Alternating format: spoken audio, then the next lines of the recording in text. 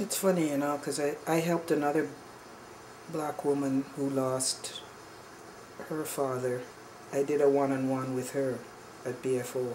And I feel like Bereaved Families of Ontario is a place that can provide that service. But I would say that the way in which it's done and who, say, facilitates the groups and all of this sort of stuff, I really feel the need for it would be good for me to actually have somebody that looks like me or is mirroring back. Like, I would like to feel, not that it would have to be exclusively black group, but I'd like to be in the majority, so I don't have to explain, well, this is how we do it, or this is what, you know, or whatever. It's just, like, certain stuff is just, you kind of understand because, you know, a lot of us may come from the West Indies or from wherever. It's like, you just understand. Because even Africans that I talk to and stuff, you know, it's like we're coming from different cultures, but there's kind of a basic kind of a thing that's the same. So what I would tell social workers or anybody who's working with someone who's bereaved from the black community is, because I see it a lot at these sessions or training, people come and they want a checklist, right? So that they can then go back and use their checklist when they're supporting someone from the black community. There's no checklist. You know, it's like recognize that, you know, even within the black community, we come, as I said, with a lot of different experiences, a lot of different ways of being and coping in our lives. And so you can't use a cookie cutter formula for everybody that's going to walk through your door.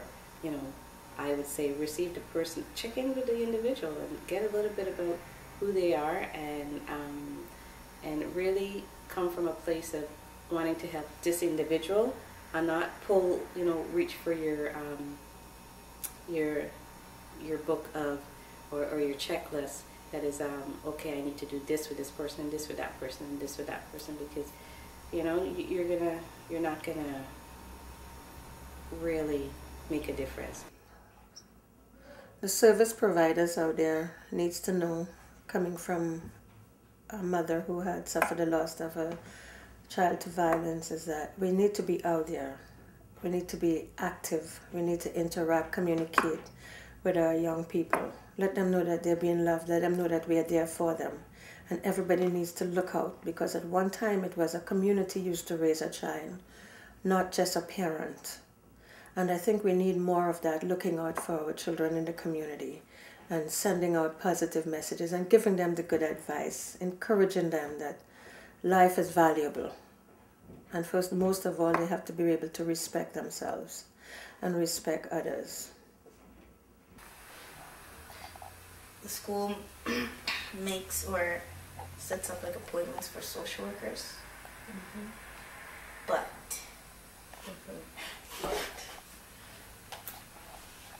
I personally don't like them. I'd rather talk to a friend, for example, Ayana and Amanda, because they've experienced it. A lot of social workers that I've talked to don't understand the loss, like, so can't really relate, and it's like you're talking to a brick wall basically. Get some people that lost somebody, because then they can't just say, or you can't just say you don't know what you're talking about, because they actually did lose somebody. They felt hurt. They know what it means.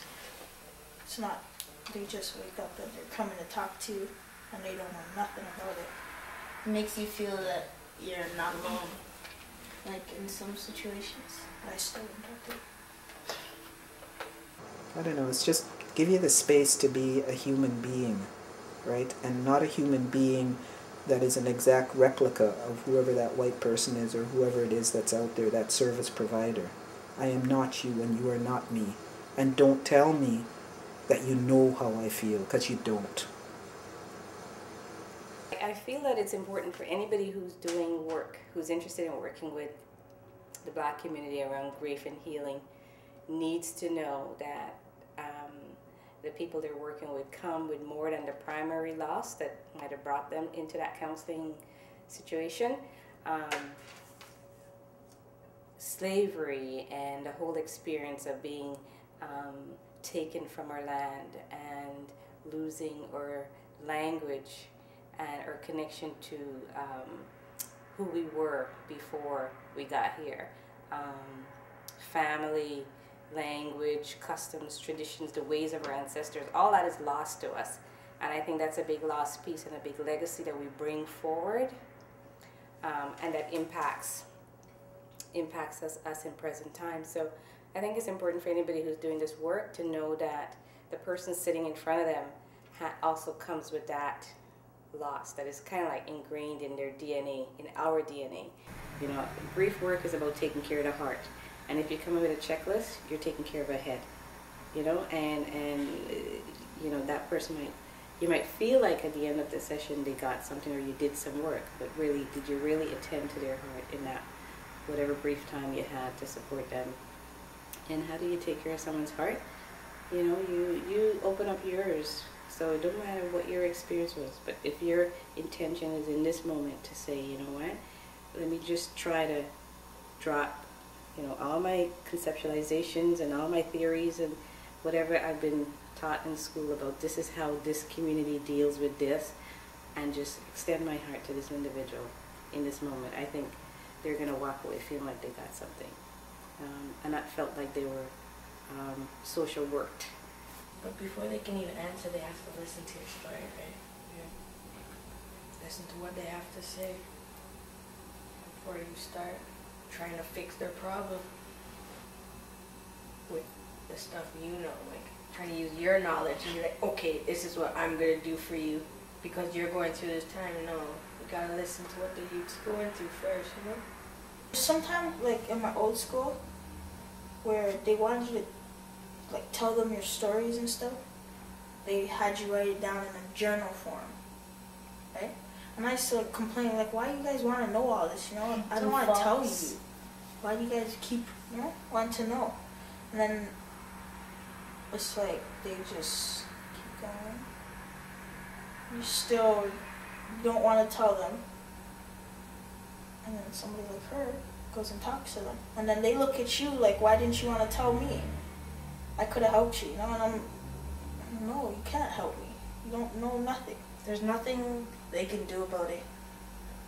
That's the past, and yeah, you can't change the past, but you can change the future. And it's just kind of upsetting when they keep asking, you know, what can I do? What can I do? Can I do this for you? Can I do it? There's nothing you can do. The person's gone already. There's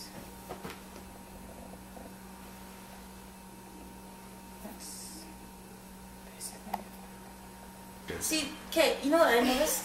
The teachers that leave you when you're having your down days or whatever, and they're not like, oh my gosh, what's wrong, are you okay? I think those are the ones that it's easier to talk to. Because They don't want to know. they didn't really want to know, so it's like, it's kind of opposite. So, the people who want to know, you kind of in your head, you think, they're fast. Why They do just you want to know my so business. Yeah. But when you find a teacher that's just, okay, so yeah, whatever. Makes it more comfortable. It's not like you're being pressured to tell them your story.